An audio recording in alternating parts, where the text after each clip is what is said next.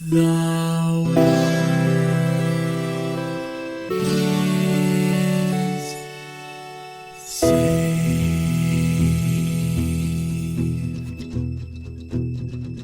The living room's dark, save for light being cast from the big TV screen and the imminent sunrise that's teasing the one starry sky with whispers of morning. Hey, George. Hey, Lions, how's it going? Dude, I'm tired. We spent the last 4 years of the podcast playing the first 2015 Dooms so that we can now play Doom 2016. And it was a marathon, but we got there. It was, man. It took a lot of time, energy, and effort. I think both of our wives left us. Like Kids are grown. Yeah. Cats in the cradle, but I mean, worth it for our fans, you know? Yeah. I mean, we started this joke at, Doom 2, and we said we were going to do this, and now we've come full circle. Exactly. And I think that, our fans appreciate the fact that we are willing to throw our lives away playing 2015 iterations of a game, but not spend a moment doing research. No. Not a second. Nope. This game came out on May 13th, 2016, and what will be the first of many side stories. When I was looking up the release date, my eyes just scrolled to the little block on the Wikipedia page, and it said 2017, and I was like, what? And that's so that's when it was really reported to the Switch. But so Doom 2016 did in fact come out in 2016, but in 2017 it was ported to the Switch. But I almost had like an existential meltdown. Like there's no way. There's no way. It can't be, man. Can't be.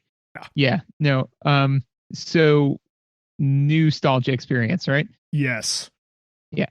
So I've got a brief NEWstalgia experience, and then I've got like 3 quick side stories. I have a section for it. So I just figured this was the best time to do it. So my NEWstalgia experience for this was, I think I downloaded it around when it came out. And I was like, this game is awesome. It is a return to form. And then I said, we should play this on the podcast for the podcast. And you said, no, it's not a NEWstalgia game. It's NEWstalgia like adjacent. And then I spent the next, I think, 3 years diligently trying to set precedent so that way we could play this game, and like making sure that we played the original, setting a different game that was a return to form that didn't have pixel art, and it's been a journey, man. But again, worth it. Yeah, no, I appreciate your dedication, because whether or not the game was good, just the fact that you were willing to play the long game is valuable in and of itself. Things that were just a blast while I was playing. One of them is that my wife was listening to me play this, and so a lot of times she wasn't watching because it would sometimes make her nauseous to watch. So she would just hear what I was saying. And one of the sound clips that she got was like, "Oh, hell yeah. What now? Whoops." And the reason why was because I just blown apart 3 demons and all of a sudden turned to my left, and there was like a giant, plasma demon, right next to me that I just had lost track of. And he had like blasted me to, 10 health left. So I had to, run away and quickly regroup and recover. So I just like that the game can turn on you so quickly that you can hit that dizzying high and then cataclysmic low so quickly. I also had a lot of those moments. A lot of like, I am in charge. I am not in charge. Also, too, the first time the Revenant showed up, which is the one with the rockets on their shoulders. How did he become like the mascot? Yeah, I don't know. I mean, he's cool. But I will I just wonder, like, why him? Yeah, I'm not sure. I will tell you, though, that because he is the mascot, at one point, Teddy came out and we switched from Doom to Minecraft. So he just saw the mascot. And then like 2 weeks later, he said, "Dad, I want to play a new game." And I said, "Which game?" He said, the one with the eyes. And I was like, "What?" And he's like, "The one with the face and the eyes." And I said, "Wait, do you mean Doom? And he was like, it's the face with the eyes. And I was like, we're not playing Doom, man. Like, I don't care how adorable it is that your brain didn't even understand what it was seeing. We are not playing Doom. No. So anyways, the first time he shows up, right? I had just gotten my rocket launcher. And so he showed up and fired some rockets. And I said, oh no, are we doing rockets? Sounds good. And then immediately, and I exclusively killed them with rockets because I had to prove that I was better with rockets than they were. Oh, I can also rockets. Do you want to see me rockets? I can rockets. Let's rockets. I'm sorry, I was double checking my clock and it is apparently rockets o'clock. So here we go. And then the other one, which is not exclusive to this game, but this game does it so perfectly, which is the emotional roller coaster of like you're running down a hallway, man. You just killed some demons. You're gonna go kill some more demons. You're like, oh yeah, good, some armor, man. I need some armor. Oh yeah, and some health and some ammo. Oh crap, just that realization when all of a sudden you're like, yeah, I'm maxed out on everything. Oh no, especially the second to last level, they do that in between like every fight. And it's just like, oh no. Oh no. Especially when you fight the cyber demon in particular, because there's a whole bunch of guns and ammunition and stuff. And then a giant 10-foot, 50-foot tall door opens to another giant 50-foot tall door. And I just turned back and like, you see crap like this? No good. It's not what you want. But you are the Doom Slayer. I am being filled with dread right now. They know exactly what they're doing. It's the sign of a good dungeon master where you're like, man, if only I had more health and ammo, I'd be able to do this. Like, oh, here's all of the health and ammo in the world. Why are you giving me all the health and ammo in the world? Look, man, I just want to make sure that I know that you're at full health and full ammo. That's all. I just need to know that. Here's your sensu bean, Goku. So my NEWstalgia experience is got a lot of overlap with yours, since yours involved you like slowly prodding at me over multiple years. There's a couple different like side things that were happening, which is I don't consider myself an FPS player. Like, I've played many FPSs and I tend to enjoy them, but I just like I don't seek out this genre generally.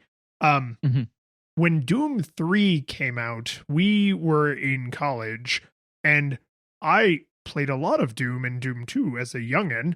And when Doom 3 came out, I remember even just from like the initial promos being like, this is not for me, because this is not a game that's about, I am the Doom Slayer, you're not, I'm not trapped in here with you, you're trapped in here with me sort of thing. Like, Doom 3 is scary, or at least that's how they were marketing it. And so I didn't even look twice at it. I was just like, nope, I don't want to play a scary, you have to hold up a flashlight game. That's not, to me, that's Resident Evil, which I also bailed on because I don't like crap jumping out at me. So when this game came Resident Evil became Doom. Yes. And Doom became Resident Evil. Like they passed in the night. And then around the same time, they both did their hard resets. Yeah. And got they back in their both corners. Realized they'd made a mistake and right in course. They were both like, wait, isn't this your side? Like, I feel like I'm wearing your clothes and you're wearing my clothes, Yeah, we can't go out there in the same dress. So when this game came out, I was kind of just like, oh, look, they made more Doom, right? And it's all visually very scary.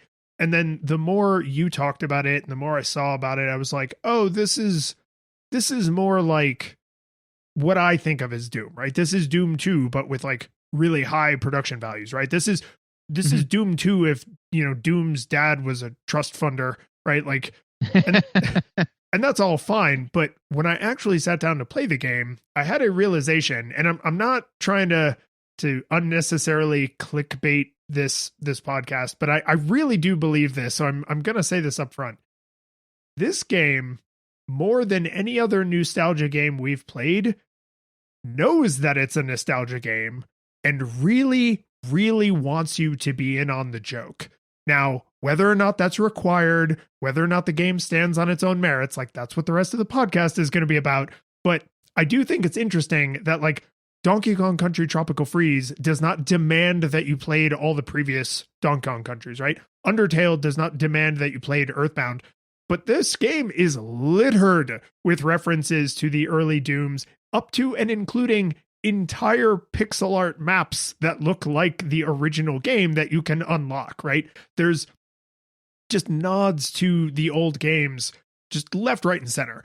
And I just thought that was interesting because I was like, oh, this game isn't made for like teenagers and like bringing new people to the series. This game is made for people in their 30s and 40s who were teenagers when Doom came out. I was like, that's fascinating because that makes it a little bit harder for us to like walk like the true the lawful good path of the critic, because this game was designed for us. Like this game was designed for, you know, kids who grew up playing Doom and Doom 2 and are now in their 30s and 40s and are like, man, I miss that feeling. And they were like, good news, right? So, you know, like I said, whether or not it stands up on its own merits, we will now get to. But I just thought it was interesting that more than, and I actually looked back through the other nostalgia games we played, and this one leans on that particular button the hardest, no question. Before we actually answer the question, I lied. We're going to shill first. So if you didn't know, you could like support us by going on to Apple Podcasts and leaving ratings and reviews. You could tell your friends and family that they should listen to us talk about Doom and also other games probably. We're both on Twitter. You can find links for all this crap in the show notes. You can request games by going to the website and filling out the little feedback form or complaining at us on Twitter. There's all kinds of cool things you could do. And if you want to just like give us money, because, you know, that helps keep the lights on. It helps keep, not the flashlight, because this isn't that Doom. This is like everything's just well lit all the time. Yes. But we need money. All the time. Yeah. Sometimes in Hellfire, but all the time. But we need money to pay for that Hellfire. And if you want to give us some of that money, you could support us on Patreon. And everyone who supports us on Patreon gets access to the after show. So there's special additional content that only patrons get, and you can get it. And if you support us at the 8-bit classic or 16-bit hero level, we will shout you out on the show. So we want to thank our 8-bit classics, John, wielder of the heavy assault rifle, Kevin, keeper of the minigun, and Yarno, firer of the plasma rifle, and our 16-bit heroes, Michael, ripper of the chainsaw, David, user of the BFG 9000, and Jacob, wielder of the standard shotgun, because that was my bread and butter for this game. You'd think that the last person would be the BFG, right? Because like what could be better than that? But it's the standard shotgun. I used that standard shotgun day in and day out. I went to sleep with it. There were many other shotguns like it, but that one was mine. Dude, you know the meme of like the guy walking down the street and he's with his girlfriend and he like looks back at the attractive girl. So I'm the guy, the girlfriend is the standard shotgun and the attractive girl is the super shotgun. Because the second I got the super shotgun, the standard shotgun wasn't just dead to me. I actually swore under my breath if I accidentally switched to it. I became a super shotgun acolyte. Like I used, to me, and we're definitely straying into mechanics. So we'll bring it back here in a second. To me, I would use the super shotgun if I got the quad damage. Like that was the ideal pairing for that thing, because that's hot. Yeah. I just get up in everyone's face and just blow them to pieces, right? No, I because I use the standard shotgun with the explosive shell. And the cool thing is that if you get the mastery of that, then when you direct hit somebody with the explosive shell, which I was pretty good at doing, it fired smaller shells around it. So it actually fired like a mini grenade all of the time, which was pretty tight. So basically, if I was fighting anything less than a Revenant, that was my jam, man, all the time. So yeah. So I'm gonna say I want to, if we have enough time, because there's a lot to unpack in this game. I want to expand on mods, and here's what I'll do for you. If we don't get to mods during the episode, can the after show be about weapon mods? Oh, I think that this is going to be one of the exceptions to the rule where the after show is just going to be more of the game. Like normally the after show is just us like kind of shooting it, you know, like talking. This is just going to be more of the game where we're going to say like, okay, we have to cut this off at some point. Now let's continue to talk or what, because there's just so much to unpack here. So without further ado, visuals. So before we talk about any of the game visuals, I have a fun side story for you. So, Cool. You played this game on PS4, right? Actually, I played it on my new PS5. It was Yeah, you did. I literally forgot Yeah, I about did. that until I started to ask the question, but you're welcome. Yeah, thank you. Thank you. No, it was literally the first thing I did was boot up my PS5 and play Civilization 6 without it sounding like a helicopter was landing in my living room. And then I got to play Doom without it sounding like there was a helicopter landing in my living room. So no, it was sweet, it was sleek, it was awesome. Yeah. Thank So you. I actually played this on my gaming PC, which was primarily because for whatever reason the PC version happened to be on sale and none of the console versions were. So I was like, okay, like I'd rather save the $10. And I knew my PC could handle it and everything, so I was fine. So I have in front of me right now one of those ridiculous clicky clacky RGB keyboards that like lights up. Right now it's on this cool like rainbow cycle because I'm super basic and it brings me joy. I love it. Yeah. Well, Whatever, man. some computer games know that you have this hardware and they like do fun stuff with it. So when you play Doom, it makes the lights look like there's a fire behind the keyboard. Ooh. And then like when you're playing the game, like sometimes like they flash when you pick up armor, like when you take damage and stuff. And like it's really stupid, but I was like, this is kind of a visual of the game that like only people who not only play this on PC but also happen to have this brand of keyboard like get this experience. And I was like, I'm kind of happy about this. Like this is legitimately adding to my enjoyment where every time like because I play with a controller because again, super basic. So every time I would pause and set the controller down in the pause menu, it's doing the little flame effect on the keyboard. And I was just like, this is fun. This is dumb and fun. I like this. So for me, I kind of, and this is true of the visuals and the mechanics section, is there is so much to unpack here. So I've kind of grouped in each category a subcategory, one of which is help keeps you in the action, which is more game mechanics, but then also helps you handle the action because basically Doom 2016 is supposed to be a mile a minute just slug gore fest, right? Like that's what the old game was, but what they tried to do is they said like, okay, we basically in order to make the game that we want to make, we need only Super Saiyans playing this game, right? So how do we make it so that way everyone who comes in is a Super Saiyan, right? So what they did was they built the brute ray machine and then they just bombarded every person that came in. So they had to create a whole bunch of stuff in order to make you able to handle the action and be the Doom Slayer. So I've got 3 quick notes. All of these we can unpack. So for each one of these subsections, pick the one or all of them that you want to discuss more in depth. You can say, I don't want to talk about any of that stuff, but I kind of have them grouped together. So I will make it a little bit easier. It's one. They use visual cues, specifically green. Green is where you go. It is always where you go. If there is ever a question of where should I go, look for the green, you know? I have a note that says red bad, green good. And they have a colorblind mode to deal with that. But if you're playing with the normal settings, red bad, green good. Yeah, red bad, green good. Go to green, right? That's what you got to do. It shows, also helping you handle the action, shows low ammo on your crosshairs when you're low on ammo. Because the thing is, you can't constantly be checking your HUD. The HUD exists, but they know that if the split second that you glance down and back up at your HUD, you could die, you know? So they need you 100% dealing with the cognitive load of the bad guys all the time. So it just says low ammo. Also, and this is the one I think is the most interesting, is there is no, and this is a little bit mechanicsy, but there is 0 hit scan weapons. Every weapon is a projectile weapon, right? Yeah. No, you're right. Right? Yeah, and that's a change from the original Doom. The original Doom, the zombie soldiers and the zombie shotgun soldiers both used hit scan weapons.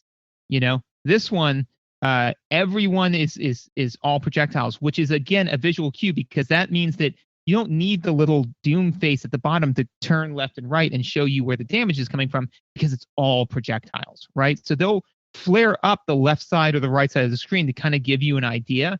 But the thing is that you're going to see it coming. And more importantly, is that it gives you the opportunity to dodge it, which feels amazing.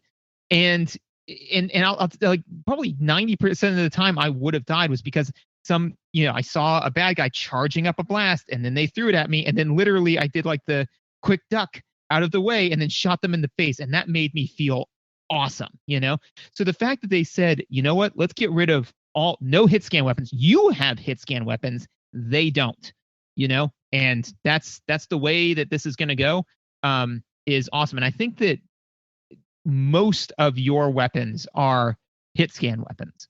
The exception being it's the ones that fire obvious projectiles like the plasma rifle and the rocket launcher. Right. And even with the rocket launcher, again, not strained the mechanics, they have a mod to help you with that fact. Yeah. So really you've got one out of all of your weapons, you have one that shoots projectiles. And that's if that's your bag, but outside of that, it's all hit scan. So you get hit scan weapons, they fire projectiles. So those are all the things I think that visually helps keep you able to handle the moment to moment action that they're throwing at you. So red bad, green good extends not just to little things in the environment, but it's actually a nearly universal truth in the way they design the visuals, which is useful because it's each element, it's fairly subtle. But then once you realize like red bad, green good, then you start looking for green everywhere, right? It's Mr. Rogers, like look for the helpers, look for the green stuff, right? The shield and the armor pickups are all green. The lights that show you where you need to go platforming are green. You, the hero, are green, right? Like everything that is good is green, and basically everything that is bad is red. And again, that's not just, well, the demons are red and like, blood and guts are red. Mars is red, right? So like yes. You're just constantly, and hell is red. So like you're in red, scary environments, which makes the little green safety lights pop out. And then you, even though you don't often see yourself, but like, you see the little armor pickups, which are green, and your armor is green. So it's like, red, bad, green, good. Like I liked that permeated throughout, not just the gamey things that help you be successful, but like into the character design and the sort of theming of the world. Like that's fun, right? Because once you internalize that fact, it allows you to navigate the world and combat encounters, of which, that's all the game is. It's just nonstop combat encounters. Like it allows you to navigate them with a lot more confidence because like you see something red, it's bad. You see something green, it's good. Like you never have to look at a green thing, with the one exception of the Cyber Mancubus. But the Cyber Mancubus is a flat green, and everything else that's green is glowy. The lights where you platform are glowy. The armor pickups are glowy. He is basically the only enemy that has any green, and he's like a flat, like his green doesn't grab you the way all the other greens do. The only other exception to that rule is, I believe I'm gonna screw up what their name is, but like the Pit Fiend, they fire a green energy blast, But again, it is a giant green. Oh, those are the Hell Barons, the real big ones. Yeah. The biggest outside of the Cyber Demon. Like they'll throw green blasts at you, but that's not, again, like you're not going to see a giant green ball of energy hurtling towards you and be like, yay, mine. and it's just, again, it's really unlikely. And I think that they made that choice because they know how much damage that thing did. And they're like, we don't want you to confuse this with the environment, or we don't want you to confuse this with something else shooting at you. Like we don't want you to see this fireball and think it's an imp fireballing you, because it's really important that that this is going to hit you a ton harder, Yeah. No, and I think that's fair. And that's a small enough, like, green isn't universally good, that it's like, yes, okay, but when you break from that convention, you have to do it in a way that doesn't feel cheap, which they did, and that's awesome. Right. To expand on that a little bit, I really like that almost all of the UI is diegetic. Like it's not 100%, but it's really close. And I just like that when it's done well. It's just fun, and it's done really well here. Down to things you pick up in the environment, like health and ammo and armor and stuff, are all like glowy. And I don't think that it's because those things are actually glowy. I think it's because your visor is like, oh, go grab those glowy things, right? Which I need, because again, this is not my genre. So it's like, please just beat me over the head with it. Where is health? Where are more bullets to put more holes in things that don't have enough holes in them? Like, I don't mind having that information shoved down my throat. And it's nice when it feels like, oh, it's because my super Praetor armor is like giving me information about the environment, not, hey, dummy, health is over here. It's over here. No, 110% agreed. Actually, I think that basically the reason why health is glowing, armor is glowing, is that I don't think that the armor, I don't think that you're actually picking up a shield, right? It's I think that yeah, you're not charging into battle with your tower shield. Right. But your visor is your Doom armor, your Praetor armor is saying like, this is an armor bonus. It is worth this much. So, and basically that explains any kind of gamey mechanics, because, you know, it's just the way the suit is highlighting this stuff for you. Up to and including, and this would have been a great segue, but we're not done with visuals, is I think that the rock music is what the Doom Slayer is hearing. You know? Oh, and like he's got his Doom pods on. Yeah.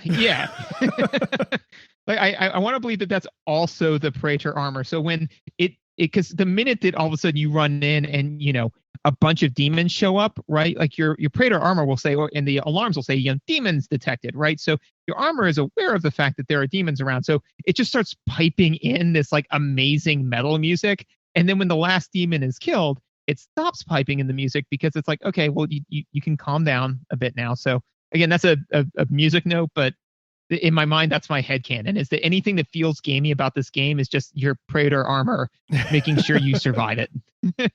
Yeah, I mean, I'll go with that headcanon. I have one other major thing for the visuals that I wanted to mention, not because it's super deep, but just it's important to me that I say it, which is I still managed to get lost a couple of times. Mm-hmm. Not a lot, but the reason that I think this is worth bringing up is because the map is not helpful to me.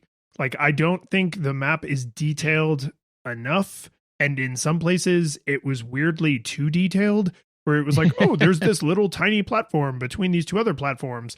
But then other similar sized platforms didn't necessarily appear on the map. And there were a handful of times that I really struggled to figure out, like, oh, I can't, on the map, it looks like I can go straight from here to there, but I super can't. I got to go way around, or I got to platform over this thing. And the two things that helped me adjust to that were, one, accepting how much platforming you have to do in this game, which is supported by the green good, go toward green, right? So like, once you know, you also have to look up for green stuff, like then it helps a little bit with figuring out getting from A to B.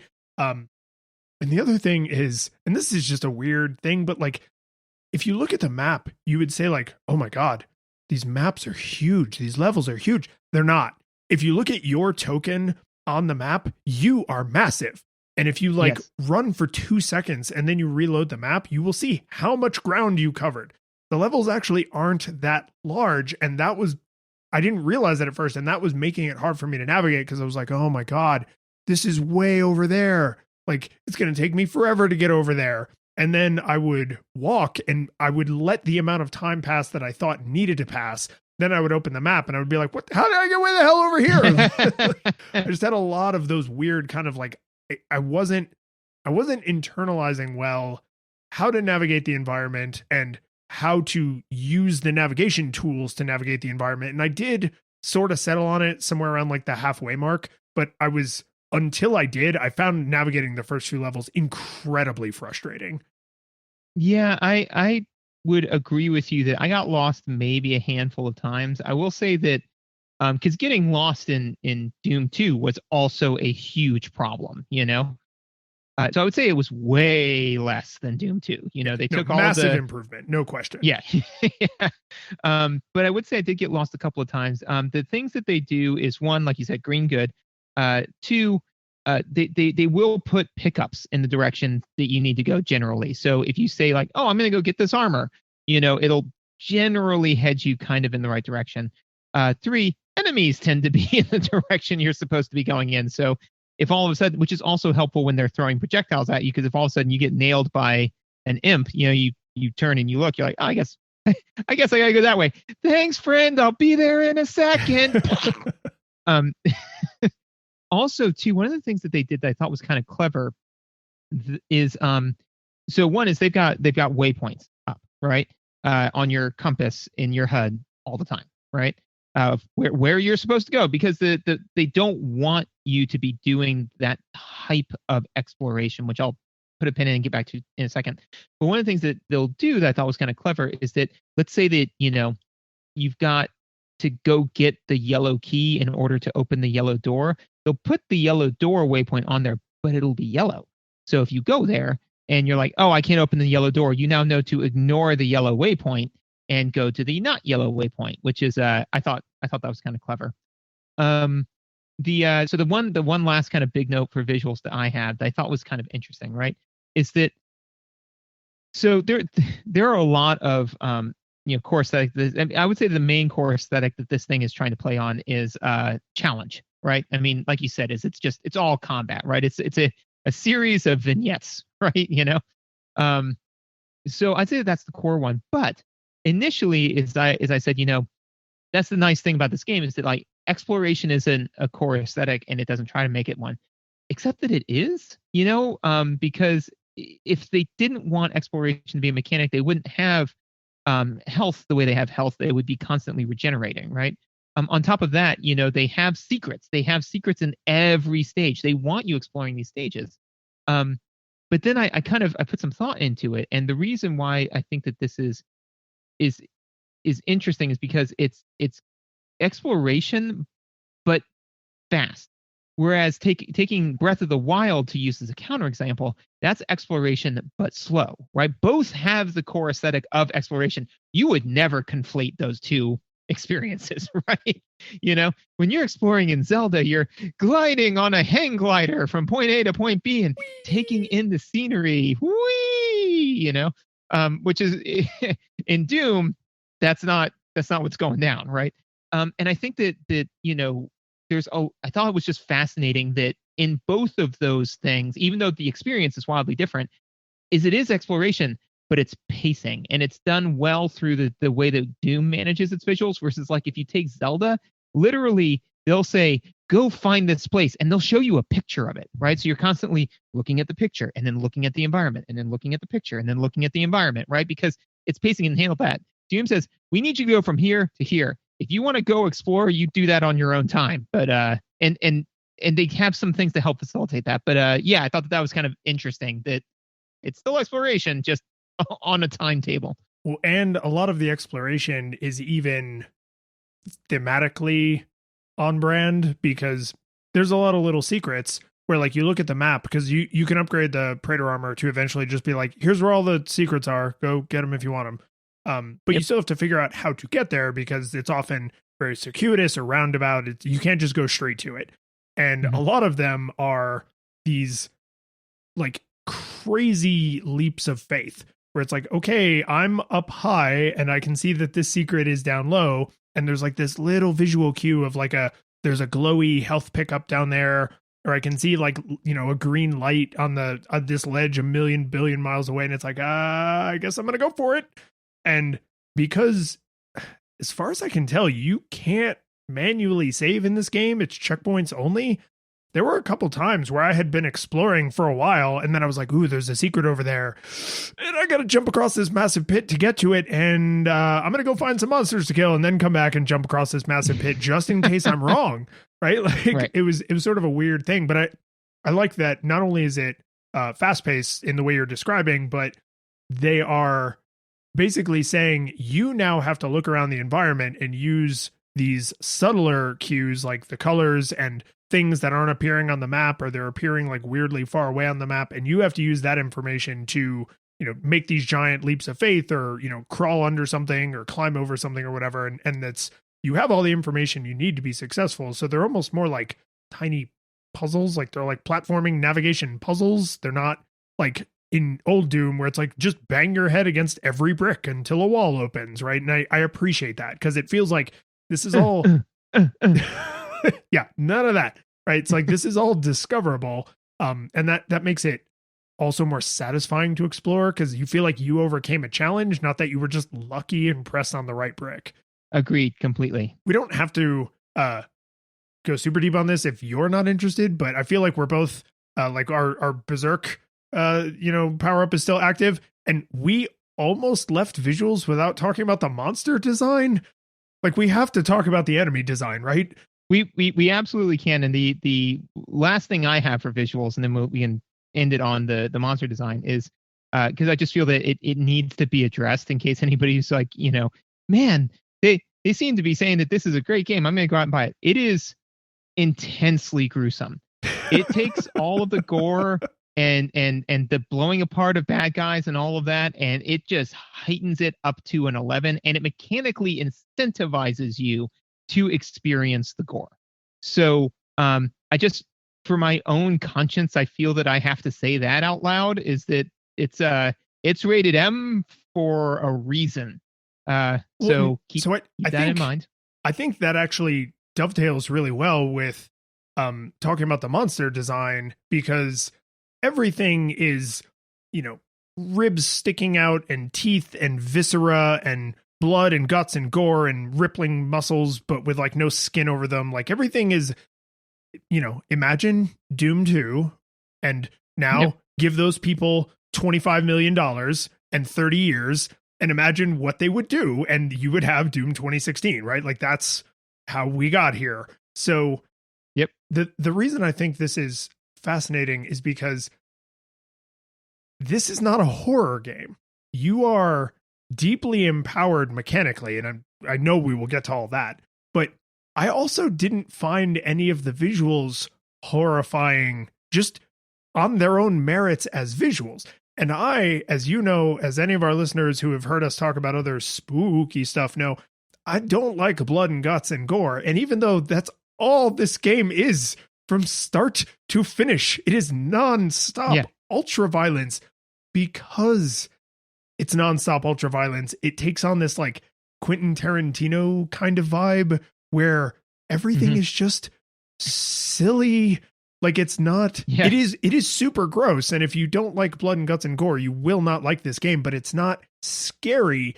It is a 13-year-old's idea of what hell would be like. Like, oh man, and then like he'll have like guns coming out of his eyeballs, and like this other guy will have like he'll have arms that are giant mandibles, and he'll like chew your face off with them, and he'll be like, whoa, right? And he's like scribbling on the back of his, science folder when he should be paying attention in chemistry class in junior year or whatever. Like that's what this game is.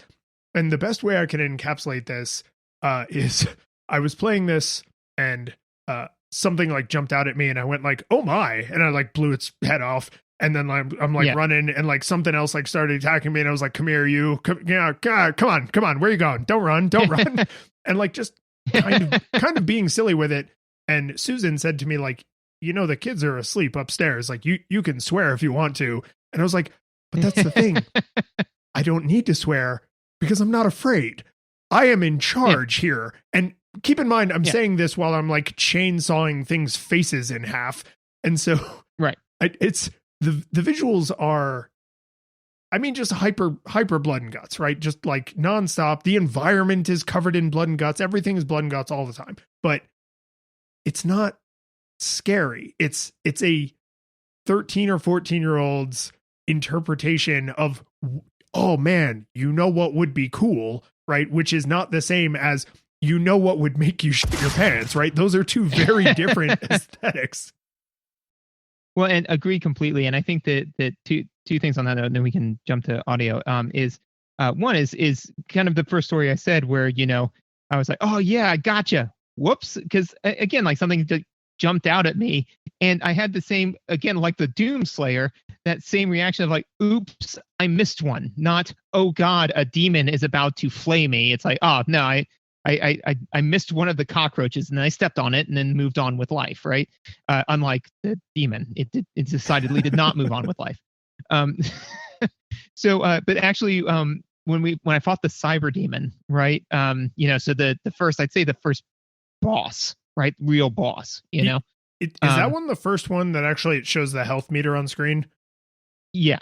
Yeah. So that Yeah. one, there's the crab one, and then I think the final boss. Is it just those 3 that have health meters? Just those 3 to my knowledge. Yeah. And again, it was kind of cool because each aside from the crab demons, the cyber demon and the spider demon were both, they were both big bads, and you were always scary. So they just made them bigger, badder, and scarier. So I killed that thing, and then it brought up the little blurb. So it's got, the giant picture of this huge demon with like a cannon for an arm, which to your point is very much so, what you would draw in your 13-year-old notebook, right? And I'm sitting there reading it, and I, because Megan is, looking up and down, so I never know when she's paying attention. She said, "I'm sorry, the good guys made that." I said, yes. She's like, so wait. So the people in charge of this operation found that thing and they put the weapons on it. And I said, yes, which is ostensibly why there are no good guys in this one, because I said it would be probably better to say the protagonists did that, not the good guys. There's no good guys in the hell energy harvesting game, right? That's interesting because I need to get your opinion on this. My thinking had always, because there's the Revenant that's got the rockets, right? But then the Mancubus and the Cyber Mancubus, like they have their, like gun arms and little rocket launchers and stuff. And there's a lot of like body horror, like technology coming out of flesh and stuff like that. I never thought of any of that as things humans did to the demons. I always just thought of that as like, these are demons that just have like cyber technology because Doom. Yeah, because Doom, because why not? And that's the cool thing is they kind of let you explore if you're interested in it, right? They have all these little codexes that you can pick up, but which is how I got the information. It was not research. So it was in the game. It counts. Yeah, it counts. But no, so which is one of the things that, and this is a brief tangent that I find fascinating about Doom 2016 is that, because in Doom, like the portal to hell opens up and you have to go beat back hell, right?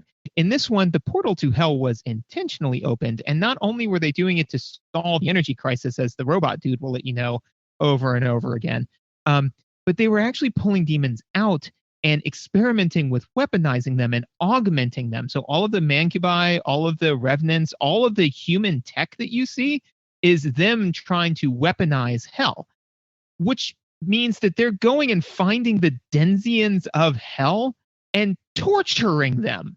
So really, it's like there's humans, then hell, a level lower, then these people who are running this operation, right?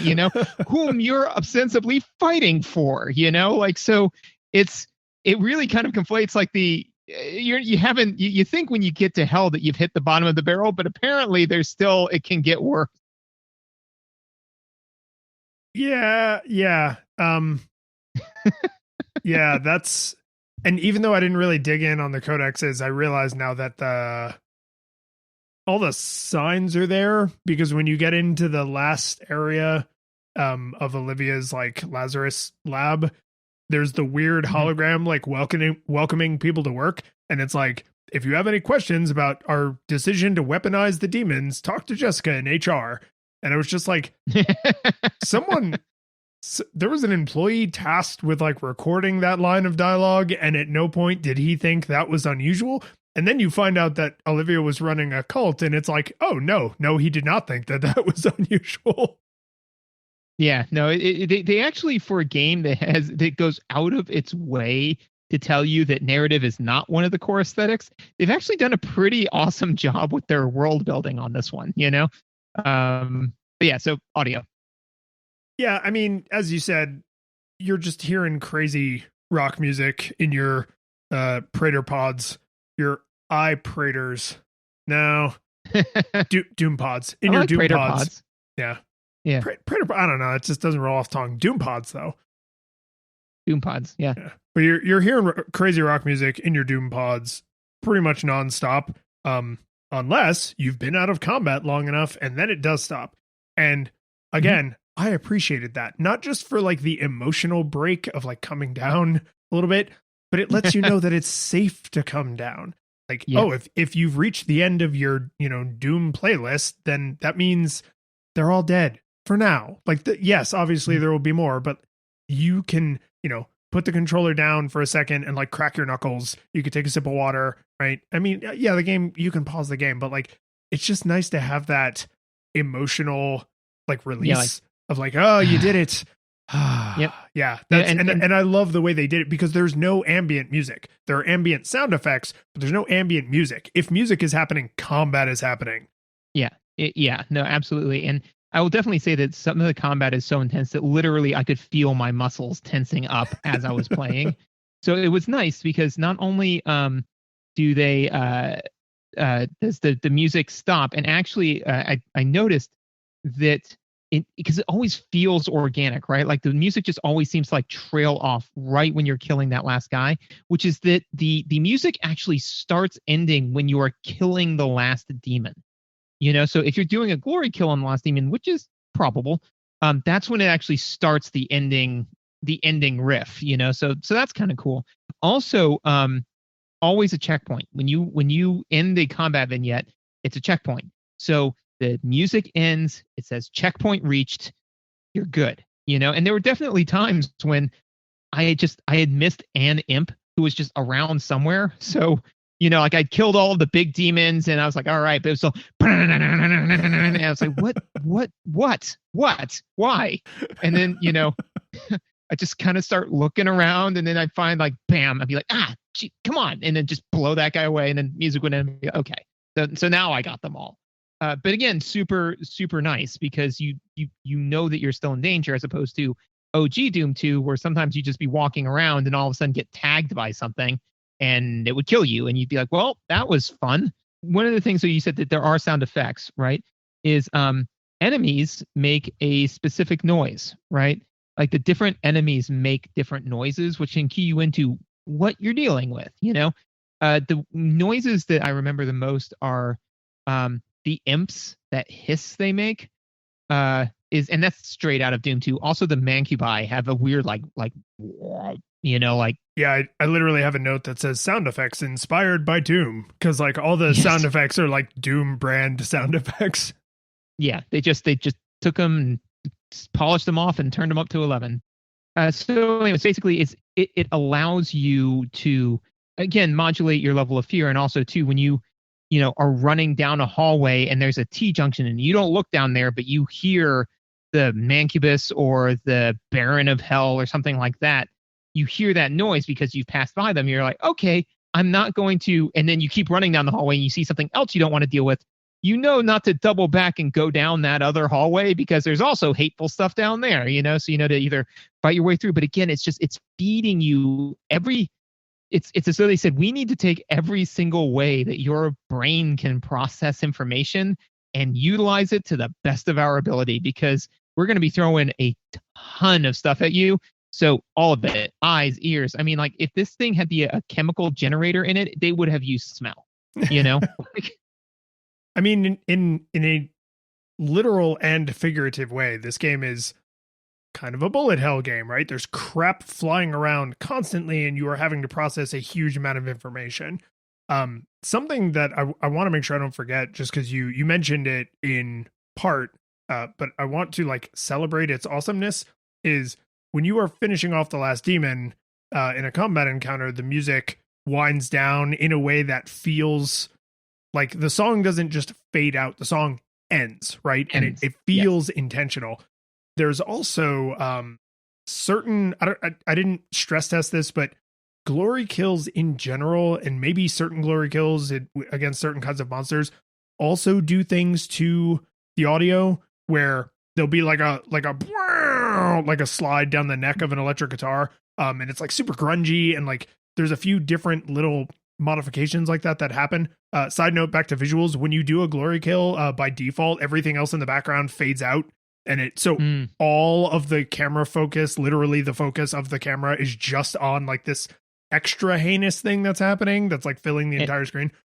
and also just while we're touching on it real fast, so we don't have to deal with it again later, is you're invulnerable when you're doing that, which is also like really important. Yeah. So literally the entire. So and again, I like that kind of within the theme of the universe where it's like when when Doom Guy is doing his glory kill, the world falls away. Like all there is the music and the kill, you know? Yeah. And the thing that I think is cool about that music that happens during the kill is, you know what it made me think of? When Mario's riding Yoshi, because they had to. I'm never going to hear that the same way again, man. Right? It's amazing. But I'm sure a lot of games do this, and I'm sure this is super hard, which is why I think it's so cool. It's not only did they, because there's multiple pieces of combat music, right? It's not always the combat song. There's like a few different songs, and that means that they all have to be composed in such a way that they can figure out programmatically roughly how soon the combat is going to end mechanically so that the song can end. And they had to, whatever they do with the glory kill, the guitar sliding sound or whatever, they have to duck the song and then do that and not have it sound like weird. Like somebody started playing a different piece of music while you're listening to this other piece of music. Like it's got to be hard, right? And the higher fidelity the music gets, where there's more instruments and more crap going on and more sound effects and just more of everything, it must be harder and harder to do that. Oh, when Mario's riding Yoshi, it's the same piece of music, except there's like, little bongo drums, right?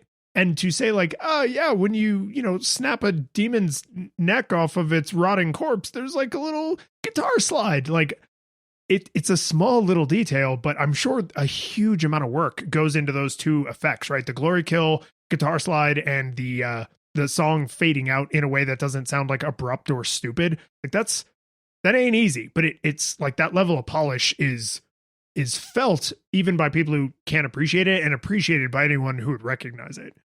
Oh, absolutely. No, I mean, a whole lot of time and energy went into this. There's I have like one other real note and then just kind of a throwaway one. When you take a ton of damage or when you get low on health, I couldn't really distinguish the two because those two things tend to go hand in hand. Your armor makes a little noise. It goes like that. It makes a quick little warning noise to let you know that, hey, focus up. You know, you just got hit really, really hard, or you need to go find health immediately.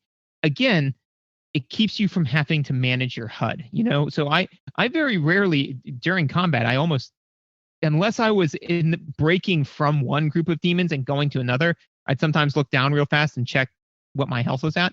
Outside of that, I didn't look down. When I would hear that noise, I would know, okay, I need to start like fighting more aggressively, because again, they have the glory kill, which is their way of making that your thought pattern, not I need to go find cover because I'm hurt. It's I need to go kill more demons because I'm hurt. So I thought that was a good thing, and using the audio to not make you have to manage your HUD. The one cool little thing I thought is that when you find the Funko Pops of Doom Guy, it they are it Funko plays Pops, right? It plays a little 16-bit riff of like some of the music. It's like yeah, like some of the old Doom music, and I was like, that's neat. That was just neat. I liked it. Yeah. Another thing that the sound effects do that I think it's another really subtle thing that supports everything you just said, which is the sound effect volume, or at least the perceived volume, is changing constantly. And the thing that made me notice that was when you are murder housing demons, there's not as much blood and guts splorking noises as you would probably expect based on what you're seeing, except during a glory kill or the chainsaw. Then there's a lot of blood and guts splorking noises, but it's because you the player are free to hear them, because during the chainsaw, which is a fancy glory kill, or during the glory kill, you are invulnerable. So you kind of have, even though it's only like a second, but like you have a second to revel in all of the splorking.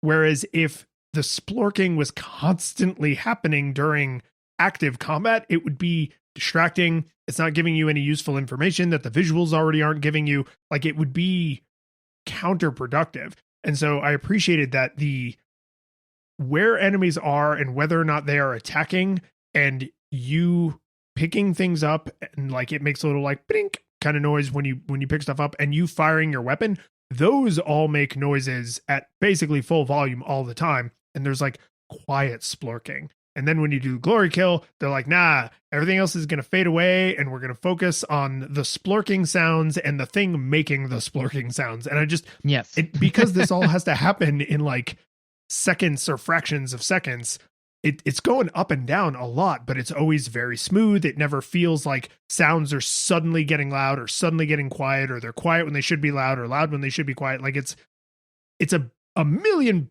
billion really smooth audio transitions for all of the visual fastness, for all of the visual quickness that's happening. There's just as much like auditory quickness that's happening, which is, I don't honestly think this would feel like as smooth of an experience without that, right? Without that, it would feel choppier, because the audio would be kind of misaligned from how smooth the visuals play out. No, I mean, everything, I mean, from the visuals to the audio and to the controls and mechanics. This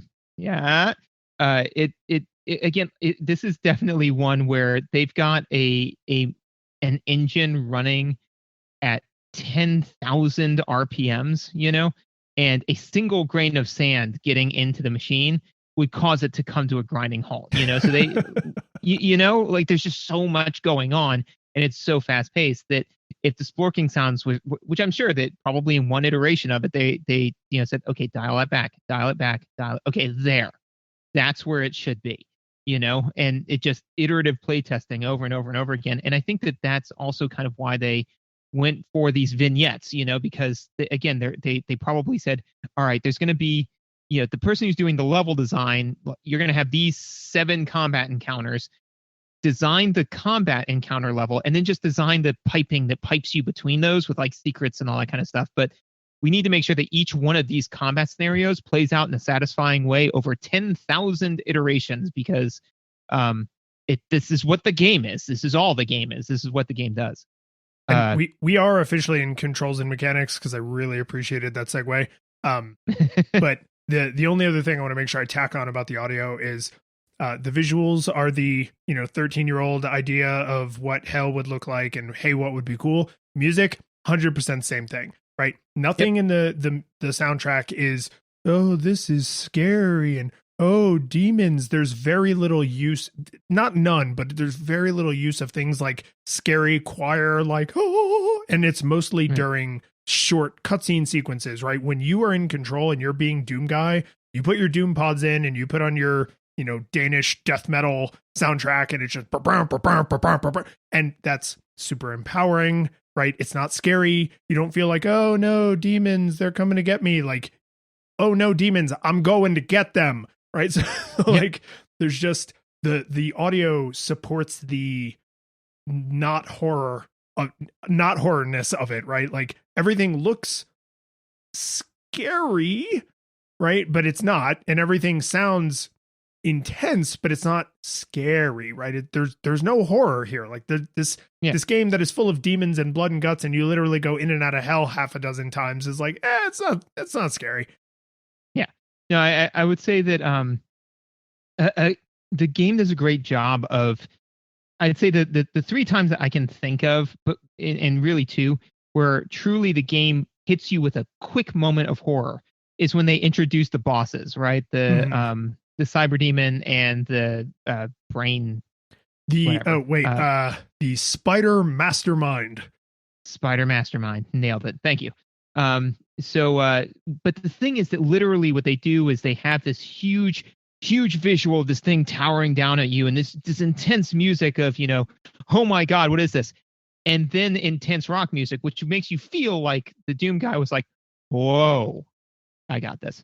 There's that. You could even argue that when you get thrown into the room with the cyber demon, the moment of horror is, look what mankind has done.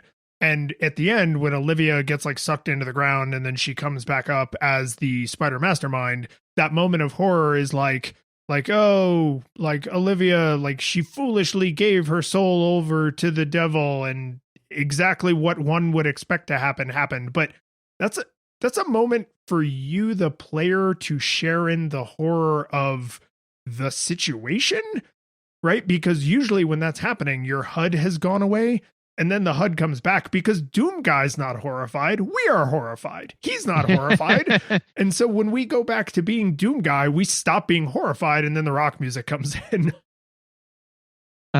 So for controls and mechanics, again, I've got this split up into two sections, and then just a bunch of other minor notes. So I'm just gonna quick go through the keeps you in the action stuff, and then so let me know which one of those you want to kind of dig deeper in, right? So number one, you don't reload ever, right? You fire your gun until it is out of ammunition, right? You do quickly reload the super shotgun, but that's part of every single time you fire. You don't have a magazine, you don't have a clip, you never press the enter button to reload. You just go.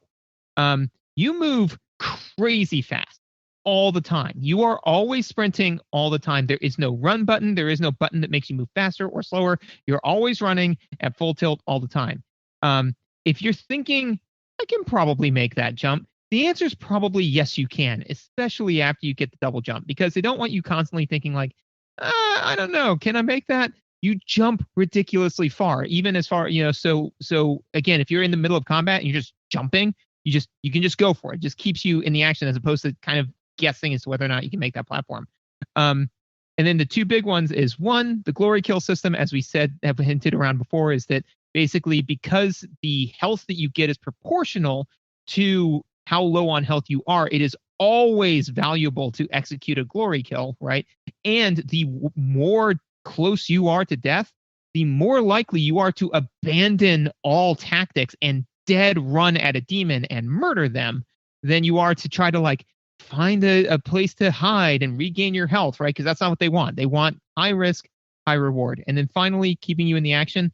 And I thought this one was interesting is, as you mentioned, only checkpoints, right? So no save scumming. You cannot save your game and then play it through and then, no, I took too hard of a hit, and then break out of the action and go back. You go into the situation with the health and the ammo and the items you got and figure it out, And the fact that they had this glory kill system means that even if you are insanely low in health, you can get like 50% of it back by just killing a demon off the cuff, So yeah, that's all the stuff that keeps you in the action. What of those do you wish to expound upon, if any? I mean, all of it, because it's all amazing. And so here's like my very personal take on that kind of broadly, which is, as I've now said, like literally 3 or 4 times in just this episode alone, this is not usually a thing I'm very good at, right? And when I first played through, I don't know, the first level, maybe the first 2, even 3 levels, I was like, this is kind of hard, right? And I mean, they do a really good job of teaching you the mechanics and explaining the glory kill, and like you kind of understand what is expected of you. But it wasn't until very near the end of the game that I realized, like, oh, you get a lot more health if you are low on health when you glory kill, right? Like, and it was frustratingly far into the game before I understood exactly how the chainsaw worked, because I was like, why would I use the chainsaw when I can just shoot them safely from a distance until they're flashing and then glory kill them? And then I used the chainsaw literally, honestly, by accident, and just ammo came rocketing out, and I was like, oh, this is amazing, because as someone who doesn't play these kinds of games a lot, I'm a terrible shot. So having something like the super shotgun being my go-to weapon means I was constantly low on shotgun shells right up until I understood how the chainsaw worked. And then I never ran out again, because I would just shoot until either everything was dead or until I was out. And then I would go collect more inside the body of an unwilling demon. And then I would just go back to what I was doing. And that became super clutch in like the final 10% of the game, because again, not a great shot. So now, because I understand how the chainsaw works, I am free to use the most powerful weapons in my arsenal with reckless abandon. So if I wanted to do everything with the Gauss cannon in Sentinel mode, which I did, then yes, I could there just is go, absolutely no reason not to. It's amazing. And then I could just go and recover ammo. So I was like, the reason I think this is such a not just cool system, but a well done system. Is it took someone, myself, who does not consider themselves to be a very good shot, does not consider FPS to be like one of their main genres, and basically said, hey, here is this super obvious happy path to success. You need more health? Here's how you get it. You need more bullets? Here's how you get them. You want to shoot things from a million miles away with your ultra powerful gun? Great. Here's an ultra powerful gun. Knock yourself out, right? And they basically made such it's like it's not Skyrim where you could just go in any direction and like, I hope you find a playstyle that works for you. It's Final Fantasy X where you're just in a hallway, right? It's like, this is the one true way to be successful with very few little deviations. And then they do such a good job of teaching you those mechanics and making them like the obvious habit loop of like rewarding you when you behave correctly that you internalize them super, super fast. And I think it's cool that a game that is fast paced, visually fast paced, like orally is also fast paced mechanically, but is also learned at like a super accelerated rate, right? You get a million little exposures and you internalize stuff super fast. And I was like, that's so good. Like someone who just, 14 hours ago when I started playing the game would have been like, oh man, it's going to be really hard. I'm not good at this. By the end of the game, I was like, I am the Doomslayer. Oh yeah, no, absolutely. I think that, to your point, right, as we said, like this isn't typically your bag. And I think that probably if you were to watch, turn off your reviewer, goggles, right, and watch somebody play it, you'd say there is zero chance I could ever play this game, because it is not only is it an FPS, it is an insanely fast-paced FPS. But they do so many things to keep you in the action and incentivize the right behavior. And the thing is that if you want to kill everybody with the super shotgun, you totally can. And if you want to, for whatever reason, just only go, if you want to say like, hey man, I want to get headshots with the heavy assault rifle, you can do that. But what's also awesome is they have challenges on each level. So if you want to play suboptimally to say like, I did this cool thing, they say like, hey, if you want to just play the game and enjoy being the Doomslayer, here's how to do that, man. You get your Gauss cannon, you get Sentinel mode, you get the mastery for it, so that way you can move around with it, and then you plow through demons like it's nobody business. You use either super shotgun or the normal shotgun to clean everything up when you're done. You get the I don't know if you did this, but if you get the ruin that gives you extra ammo, the cool thing about that.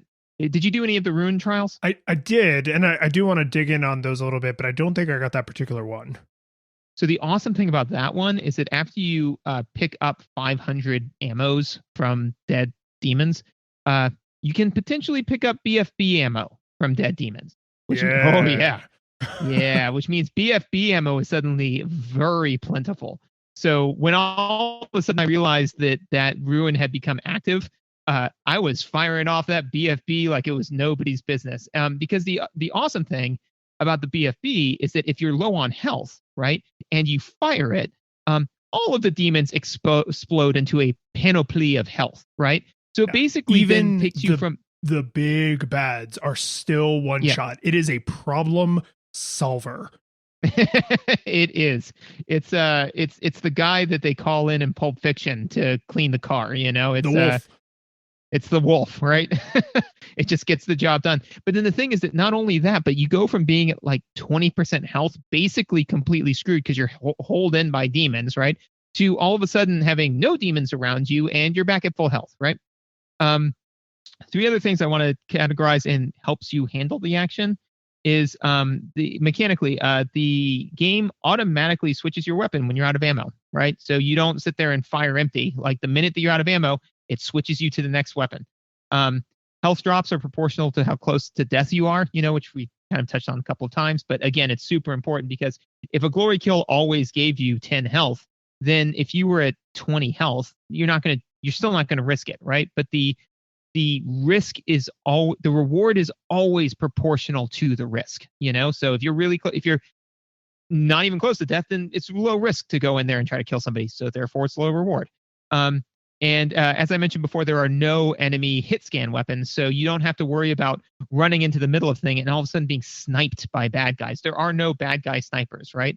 There are some like the Kako demons that will shoot at you from frustratingly far away, but that's what they make Gauss cannons for, because now you can shoot at them from frustratingly far away.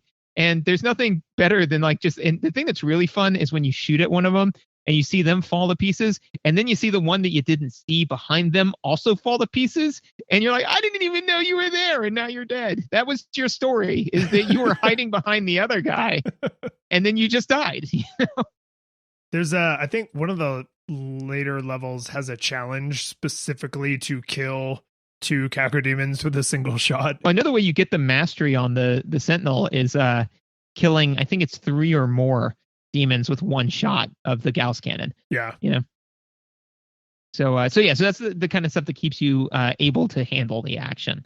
And again, to your point, I feel masterfully done in the sense that it is just, I mean, honestly, I would be tired sometimes. Like I would put the controller down after an encounter because I was just tired. Not that I was sick of playing. I was having a blast, but I had just had enough. And the fact that and no, I'll let you get a word in edgewise, right? But the fact that they have so many humane exit points, there are so many checkpoints, right?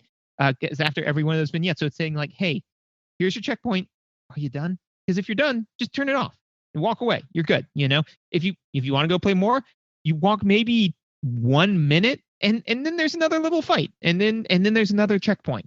So whenever I was just like, oh man, I think I'm good. I just put it down, pick it up the next day, or have Teddy pick it up and see the horrible thing with the eyes. Want to play the face with the eyes. So I want to talk about upgrades, because this is something I had super mixed feelings about going into it, because this is something that old Doom super did not do, right? You are however much health you can carry, however much armor you can carry, however much ammo you can carry, that's what you got, right? And being able to upgrade the amount of health you have, the amount of armor you have, the amount of ammo you can carry is already like a little RPG-y, which, to your point, like, you're incentivized to stay in the action because the way you upgrade your weapons is through murder, right? So like Yes. all of your weapon upgrades, they're like, yeah, the more you murder, like, we'll help you murder better. And then there's also those are the those are the Argent energy upgrades. Then the Praetor suit upgrades give you like mostly mechanical, like, oh, this will help you find secrets, or oh, this, like, now exploding barrels won't hurt you, right? Like it's mostly just like nice to haves. Other than the secrets ones, I didn't think most of the Praetor suit upgrades were like must haves. The secret ones like have an amazing ROI, because basically, you invest 1 point in the thing that vibrates when you're near a secret, and then I think like within 10 minutes you find another Praetor suit token from using that. And I was like, well, paid for itself, so great. Yeah, no, that one was one of the few ones I cared about, because I wanted to make sure I got the Argent energy upgrades, which are super valuable. The weapon mods, I only deeply cared about a couple of them, and then the rest I was just like, I don't care about this. And it's not because I don't think they were all good and interesting. It's just I very quickly found, based on the descriptions of them, I was like, this suits my playstyle. This suits my playstyle. This suits my playstyle. And now I've reached mastery with them, and I'm good. Like, this is now, until these stop solving my problems, I'm not going to go look for different solutions, because I'm here to solve problems, not to solve problems in novel ways. So as soon as I found like all-purpose problem solvers, I was like, all right, good. The runes, though, I thought were interesting, because those are the part of the game where they just go, hey, did you guys all forget that this is a video game? This is a video game. We're going to literally have some challenges that are just isolated little things that make no goddamn sense in the middle of this, like, ostensibly horror story. And, then we'll give you some magic on the other side of that. There'll be some magic, probably. That'll be neat, maybe. And I was just like, it's kind of funny that it was so important to them to include these little, like, fun challenges, that the fact that they are universe shattering as far as like the story goes is just totally glossed over. Like, the characters never mention them. It's just like a thing that happens and it's fine, I guess. Yeah. But there's a bunch of them. I think there's 12 runes, and I only got like 4 or 5. And the one that I got, I think literally the first one I got was the one that helps you pull in stuff from further away. And I was like, oh, this is the I'm not very good at this game rune, because now anywhere I kill a demon, their health and stuff will fly into me. I don't have to then go over to where their corpse happened. If their corpse happens, I get the reward for it, which is what I need because I'm constantly on the move. So like that was super, super clutch. And then there's one that I couldn't unlock in time, but I really wanted, which is the one that when you glory kill, they also drop armor. Because I was like, if I wasn't incentivized enough to glory kill enemies, also dropping armor would really push me into just like glory kill everything. Yes, all the things. Yeah, no, and to your point, right? I don't think that we touched on this. Is narrative, not a core aesthetic, right? And again, I think that they, to your point, is that this is a game made for us, right? It's not made for somebody who wants to understand the mythology of the Doom universe. It's a game, it's a call, but the whole thing is a reference, So I mean, literally, I love the fact that you the first thing you do is you wake up, you kill an enemy, you get your armor on, and then all of a sudden, like somebody's like, "Hey, I've got to give some exposition to you. Here's the and you just punch the screen and you move on, right? It's like that's the game literally looking directly at you and saying, is that what you wanted? Because if it is, that's not what you're here for. Like, that's not what we're doing, and then they later on actually do give you some pretty decent plot. Well, one of the other, this is again a little tangential. I love, what's the name of the scientist dude, the robot? I forget his name. Samuel Hardin. Yeah, Samuel Hardin. I think I love the fact because he's in it to make Argent energy, man. He's in it to solve problems, right? And one of the problems was the Earth's energy crisis, and he solved it, right? Arguably, well, I mean, it's a pretty green solution. So he solves this problem, right? And so then when the Doomslayer is trying to shut down the portal, he's like, "Don't destroy the accumulators," and then the Doomslayer destroys all of the accumulators, and he says like, "You have no idea what you've done." And then you meet him later, and I just love that he says, I remember the line is he said, "The loss of the Argent accumulators is devastating, but we have to move on." Like you can tell he hasn't forgiven you. He is very deeply vexed by this, but I mean, all hell's broken loose, so he's got to go deal with that first. I don't know. It's just it's fascinating that they in so many ways the game manages to thread the needle of, well, you need some reason why you're doing this, but we're not going to label it on too deep. In any amount of this that you care about, look in the codex, and do it on your own time.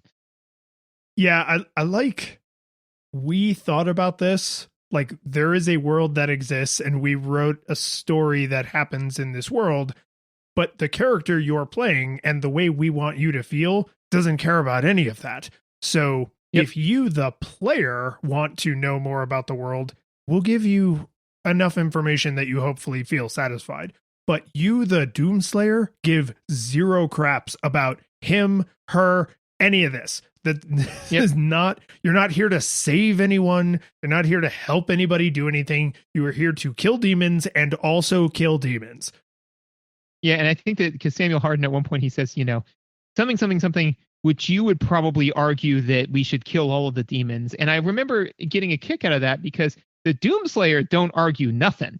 He just kills demons, like literally this is one of the few times when having a silent protagonist makes 100% sense, because I don't think the Doomslayer said anything during that entire game, both within the game, but actually within the narrative. I think that literally 100% his actions just speak volumes. He didn't talk to anybody. He just shows up, stares blankly at them while they monologue about their big intentions, and then he goes and kills demons. That's what he does. So the two other kind of throwaway notes I have is one is the tutorial is actually laid out over a extraordinarily long period of time. in that they are just slowly adding mechanics. Like you don't get the double jump until probably 2 to 3 hours into the game. You know, if not longer, it's far yes. in.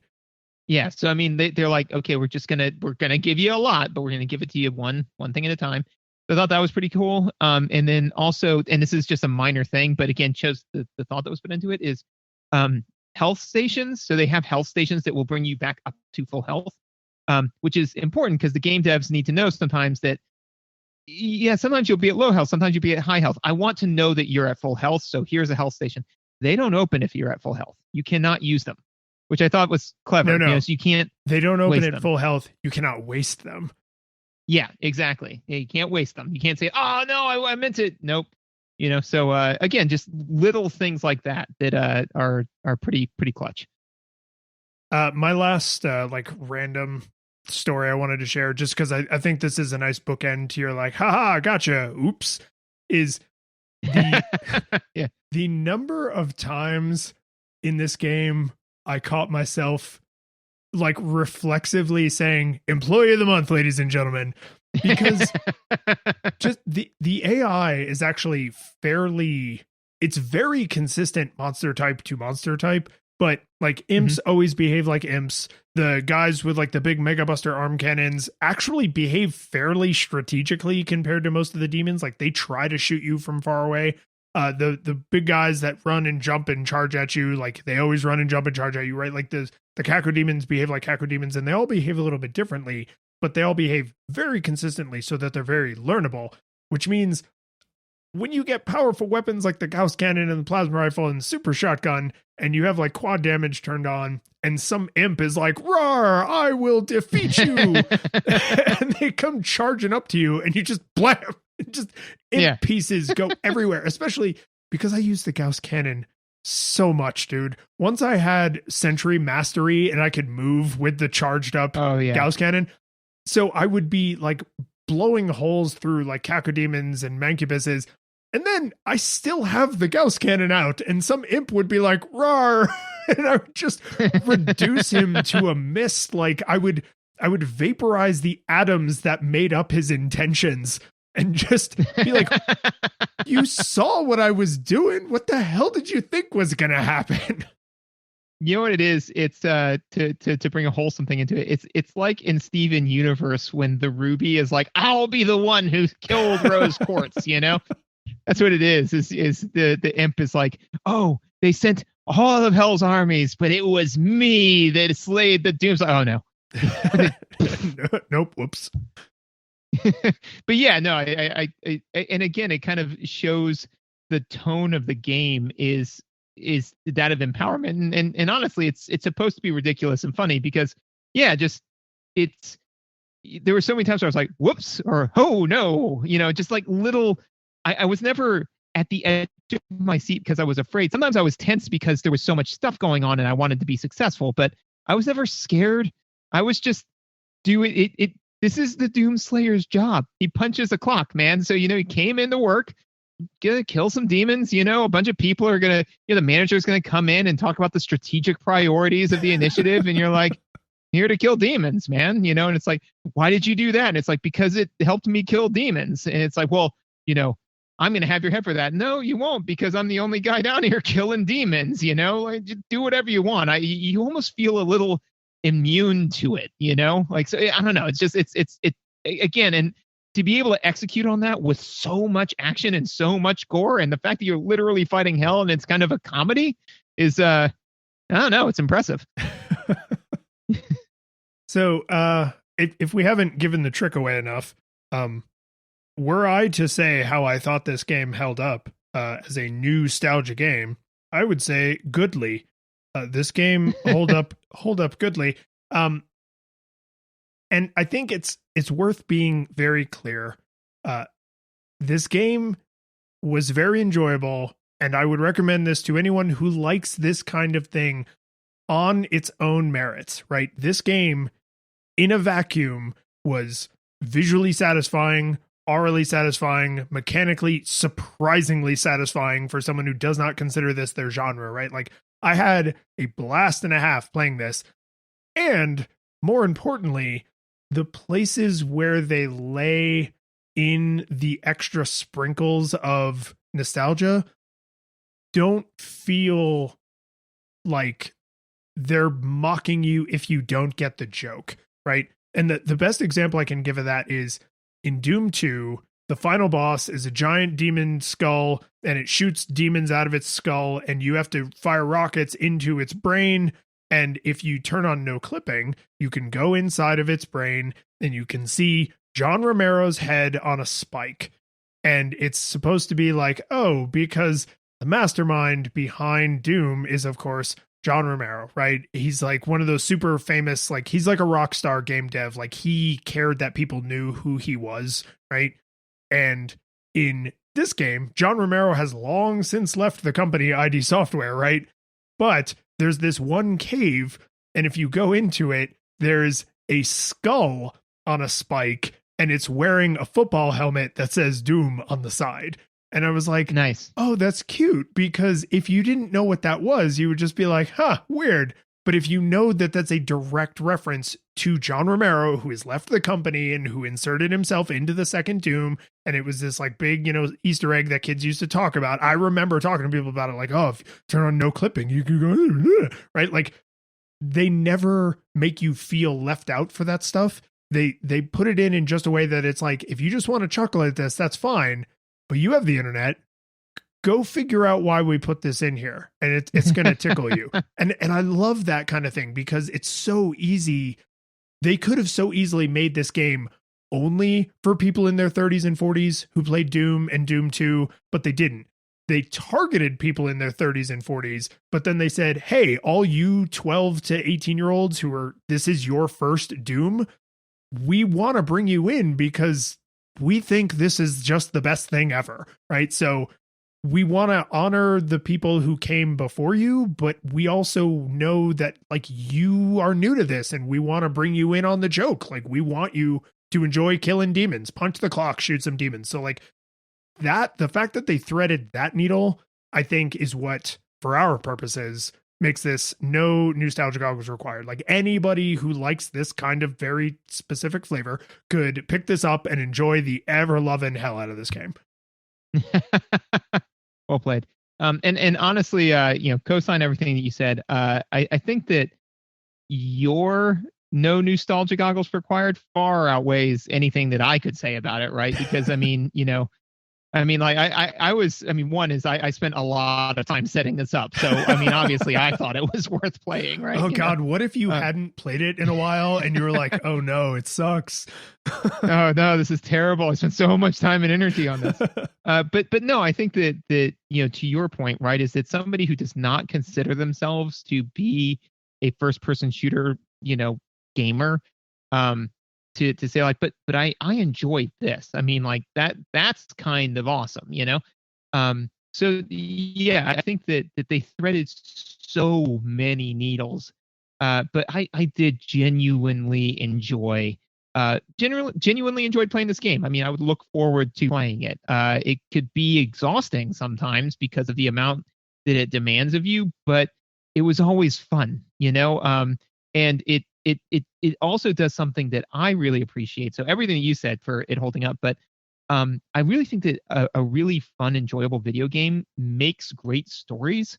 And this game does that, right? Like we could probably do the entire after show of just us exchanging stories of fun, dumb ways that we interacted with this game, killed demons, got killed by demons, all that kind of good stuff. So I got to say, man, the forecast for today, Doom! The curtain falls, the music plays, the credits roll, then it all fades to black.